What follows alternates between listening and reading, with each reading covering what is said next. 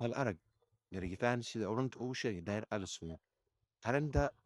idyere maaha mid laga aamusi karo. Si xun ayay ula dhaqmeen Daahir Cali Sow. Bal daawo dhirigitaan wuxuu ka dhaxay arrinta. aniga waa ila yaabantihiin sax waxaa leedii ninkaan habar gidir waaye ninkaan kaleeto gal jecel waaye maa ninkaan war aniga qabiil kuma raaco aniga qof calooshi la ciyaar ah qabiil aniga waxaan ku raacaa qof dadnimo leh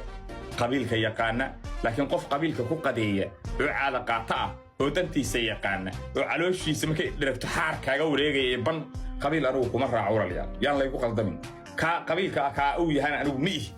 kuwa kalaan ah aniga hawiyaha uu yahay iyo habar gidirta uu yahay ma ihi anigu kuwaan ahay ma horta inay caddaynaya aniga yaan laygu soo sirmin marka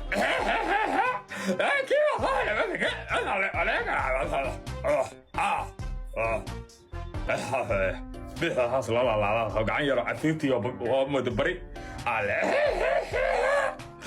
أصلا والله ما في على الفضيضة ما مو يرى ليش هوسك عليه تخو ناس كانوا قاعدين أمغلي